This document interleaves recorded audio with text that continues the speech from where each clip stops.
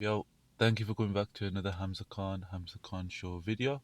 I'm not too sure where to start because we've just come off Saturday night's main event and John Cena's last match. I think that is where we have to go for first. We have to go through that because well, it was. I liked the match. The match was really good. I enjoyed it from the beginning when John Cena came out and up until the third act of the actual match. I really enjoyed it. I thought the atmosphere at Saturday Night Main Event was really good. Um, it didn't feel like last time in November when we had the Saturday Night's Main Event. It didn't feel like a Saturday Night's Main Event. This one did feel like a Saturday Night's Main Event, so that was really good. It had that kind of darkish atmosphere. You're focused on the ring. The I think because the fact that the crowd was so close together, it made it even more intimate and it made it much more of a um it gave a better feeling really. Like you felt more like you were a part of the crowd even if you were watching from home, which I thought was really good and really important thing to do in that last main event, in the not even the main event, that show altogether, because of the expectations going into that show and how much people were looking forward to it. um I thought that was really important and they definitely did achieve that. I think as an overall show it was really good. um I wish it was a PLE rather than a Saturday night's main event so that we could have had a full like 3 hour show and each of the matches could have had some more time to kind of breathe, give them a bit more time to kind of develop in a way. And because it's a show that you're wanting to showcase, obviously it is more so about John Cena's retirement, but you're wanting to showcase the future. So in order to do that I feel like they did need a bit more time, but they didn't not showcase it in each of the matches. They definitely did have a there was a lot to each of the matches, and you definitely got personalities of the people in the matches, especially the up and coming ones, up and coming, um, um, up and coming kind of people in the Oberfemis, your Leon Slater, your Javon Evans, and your Sol Ruka. It definitely did showcase them. I just wish there was a bit more time. So in a PLE, you would have been given a lot more time in order to kind of show them in a bit more of a show them more rather than not in like a more positive way, just show them more. I think that would have been really good for them. But obviously, main thing what everybody's going off is the main event.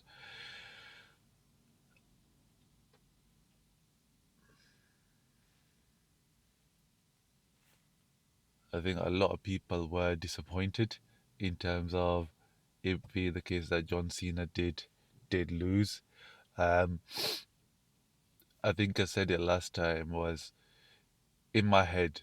I knew Gunther was gonna win. I think everybody in their head knew Gunther was gonna win just because of the fact that Gunther's gonna be here going forwards.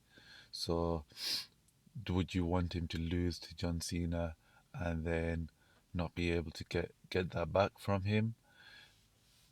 The fact that who John Cena is, him making this show a show for the future, it doesn't seem to be in his personality to um, want to win in his final match. He would have done whatever they told him to do, but I think in his head, you have to pay it forwards. And then I think what they want to do in the future as well with Gunther, I know it's the same point as the first point, but It's a bit more of a you're wanting that monster heel, and how you get that monster heel is by having Gunther beat John Cena in his final match.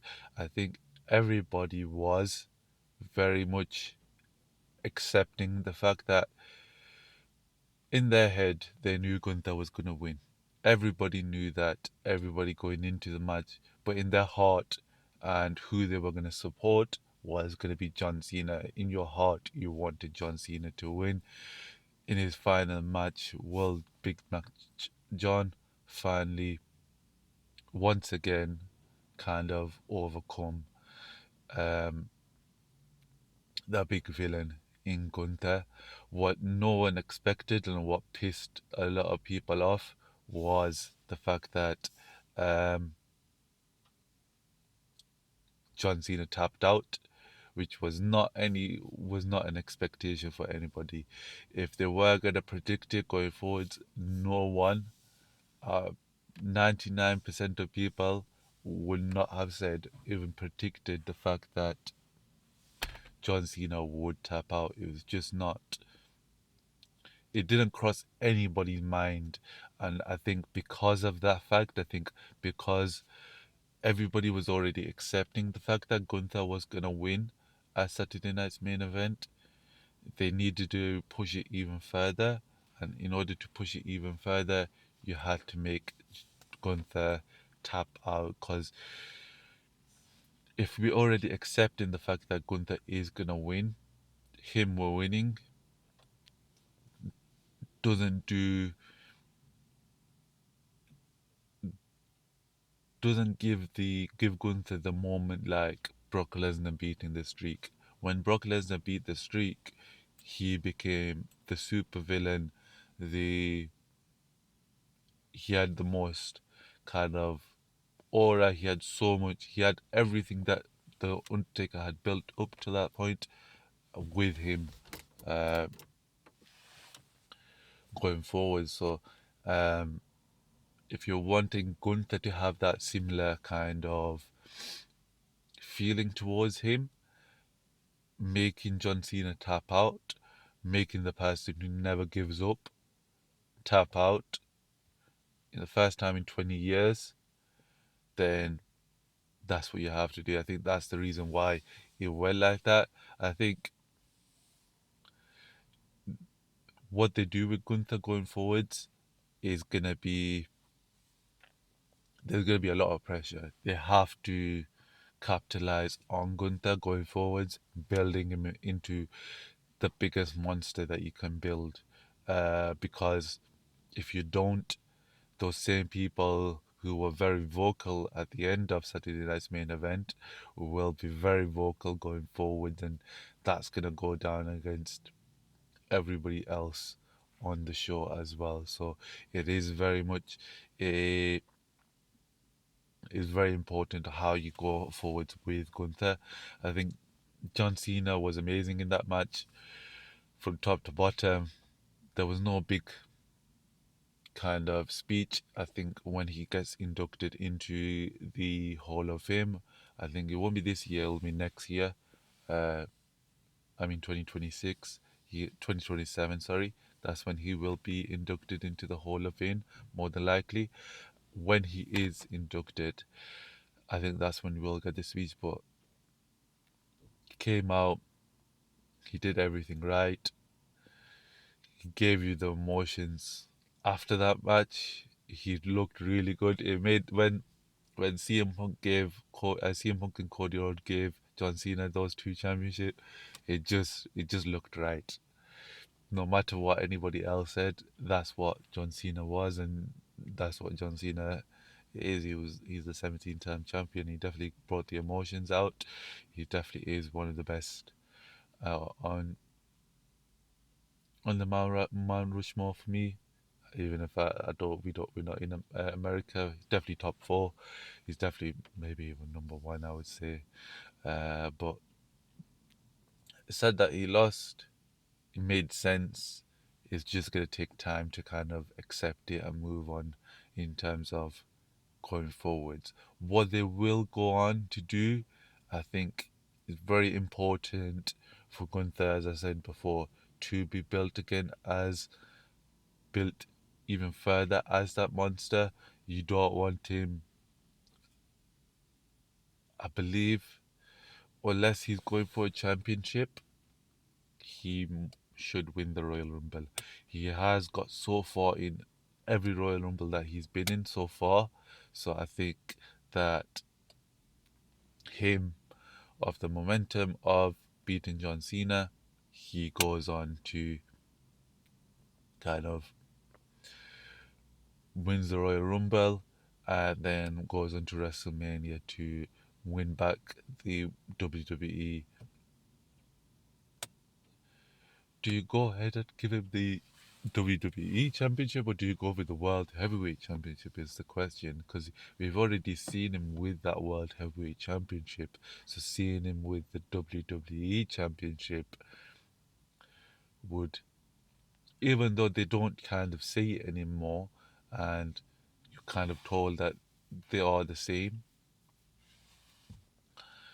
the WWE Undisputed Championship will always be seen as the A Championship, and the World Heavyweight Championship so far will always be seen as the B Championship, unless they really kind of diminish the WWE Championship. So having him win that from Cody Rhodes, giving Cody the biggest villain that you can kind of see, would be very interesting. I would like to see him. We know that AJ Styles next year is his last year. If you're wanting a villain, there's no other kind of villain than AJ Styles being made to tap out in his last match against Gunther. Maybe he does go to have the one last championship match, and that's where Gunther actually just puts AJ Styles to sleep. That could be a, maybe it doesn't have to be his retirement match, but maybe on the way towards AJ Styles' retirement match, you do have that kind of showcase. A bit like what happened to Brock Lesnar and John Cena at WrestlePalooza. You have the exact same thing with um, AJ Styles. He has the downer and then he has the upper. And instead of going for another downer at the end, he gets another upper and he's able to win his last match, or he goes out heroically, as he should do going forwards. Talking about the other matches on the show, you've got Obafemi versus Cody. It made sense that Drew McIntyre got involved, especially when he was mentioned on SmackDown beforehand. I wish it wasn't like that. Oba looked sick, Cody looked sick, but it made sense why they did that. You don't want your top champion of your show losing, even if it is against Cody Rhodes. You still want Oba to look really, really strong, especially if you're taking him into the main roster very, very soon. And I do expect him to show up. It may be a case where he shows up in the Royal Rumble, stays back in NXT for a little while, and then eventually comes up to the main roster. I think that's kind of expected, but they shouldn't move him unless they have a story in place already. Um, then he shouldn't be moved up at all. Um, I would it'd be very interesting to see if they kind of emulate um, Gunther, where maybe he comes in as one of Ilya Dragunov's kind of open challenge opponents, and um, he beats Ilya for the US Championship. You have Ilya chasing it for a little while, then move on, and Oba just carries that US Championship forever, never, never, never. Just builds him, builds him, builds him, uh, as as he did with Gunther for a long time until he was ready to, and it was the right time to make him into the WWE champion. That could be very interesting to see what goes on. The Soruka versus Bailey match, standard match. It definitely showed us Soruka. You definitely saw how good she is. I don't expect anything to go forwards from here. I think it's just back to NXT, but it was a really good match. And then you had Leon Slater versus Leon Slater and Javon Evans versus AJ Styles and Dragon Lee.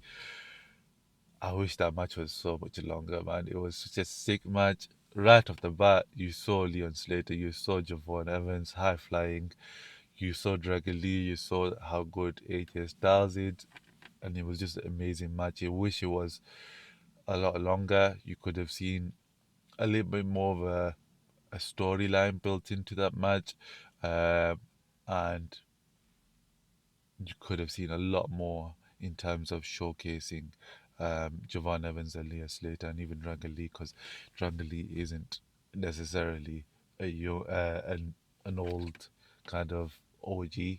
He's stated as the future of Lucha Libre. So very interesting to see what goes on from here. I expect Raw's gonna be opened by Gunther. I think that is you're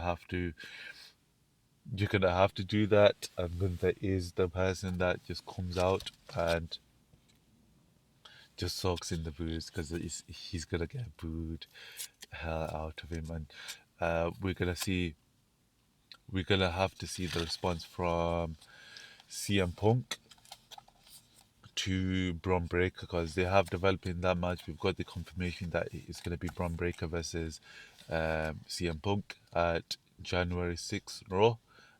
So we're going to see what CM Punk's response is, as well as how they acknowledge LA Knight. Obviously, we had the ending of Raw where LA Knight got beat really bad. Um, my initial thought, I don't want it to be like this, but I think it may be like this. It's gonna be, um, you see LA Knight come out and cost Braun Breaker the World Heavyweight Championship on the Raw, on the first Raw of the year, and that's kind of where you go further with Braun Breaker and LA Knight and him being back in that World Heavyweight Championship kind of picture. I would prefer if he came back and he just went after maybe Bronson Reed or Logan Paul in a really big way. Maybe an appearance at the Royal Rumble. You don't see LA Knight until the Royal Rumble. He came off tapping out to Gunther. He got squashed by Logan Paul and Bronson Reed, and then he's able to give it some time, give the people a kind of a rest from LA Knight in a way, and then he comes back big, strong, and he has like a big showing in the Royal Rumble and going forwards in towards WrestleMania. Um, talk about wrestling forever, but I have got a box that we're gonna open today. I've been slacking the last couple of weeks without boxes, but I thought today let's get a box in and let's get it open. So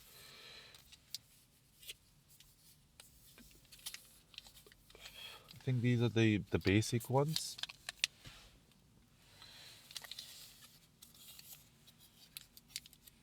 You've got the 2 card limited edition ones, and then you have the 5 card one debut pack. So I'll open the basic one first, see what we get. I've not really bought any seals, so half of me wants a nice card, half of me doesn't want a nice card. It's so much easier to open than one piece packs, man. So we got Kunya, we've got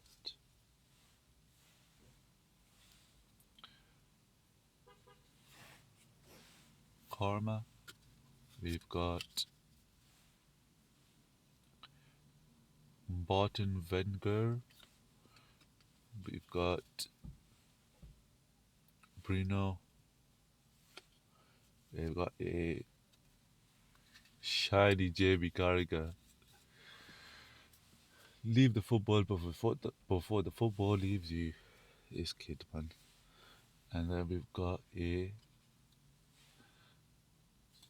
Generation, Generation Now, Lee Cowell, and then we've got a nice Diego Jota card as well. That's really nice. And then we've got a Dixon as well at the back. Very nice. I think the best card is definitely that Diego Jota.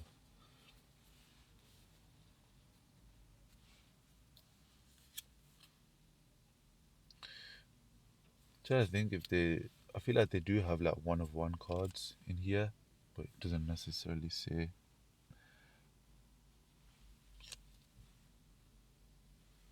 Or like numbered cards. These are all. I think these are just like standard ones.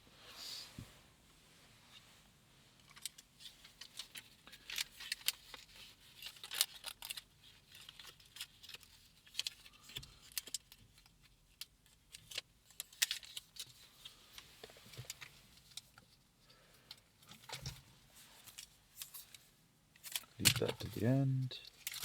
Let's get this one opened.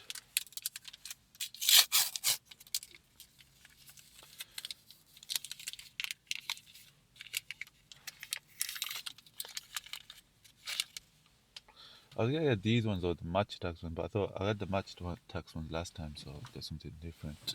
So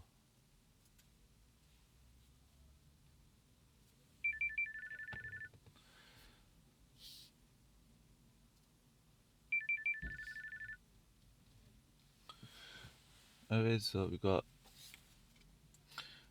Dean Henderson,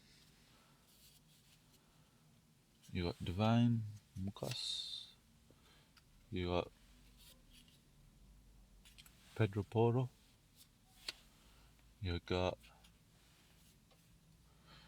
Tim, you got Full Force Ila, you got Tekers Salvino, you got a headliner James Madison, and then you got Hannibal as well. Not the best pack. Could have been a lot better. Those headliners are very. I think they're very common. We've got a lot of common packs in there. Put that away.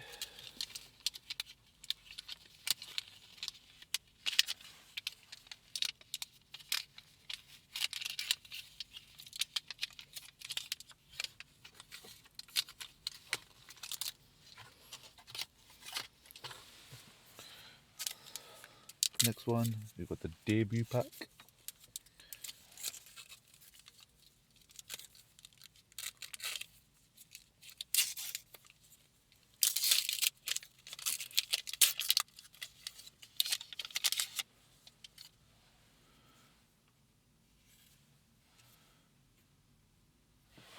You've got Onana, you've got Tyler Adams,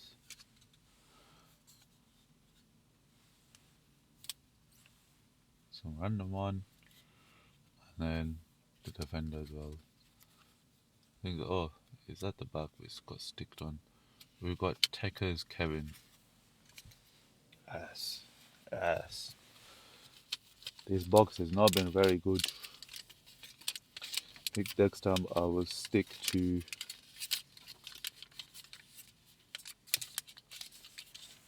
One Piece packs.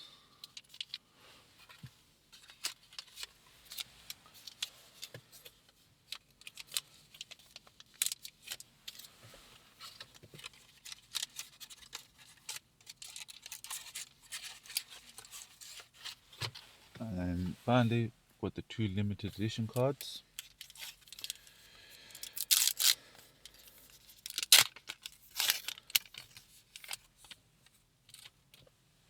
So we've got a limited edition Mickey Van der Veen, and then a Lewis Hall as well.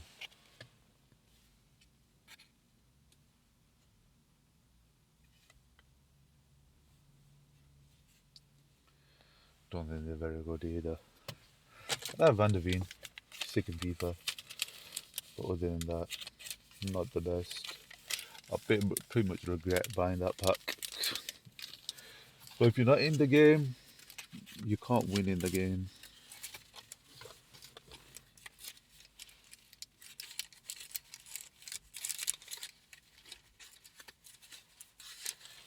Anyways, thank you for watching. Leave a like if it was good, leave a dislike if it was bad. And remember, no comments. Peace.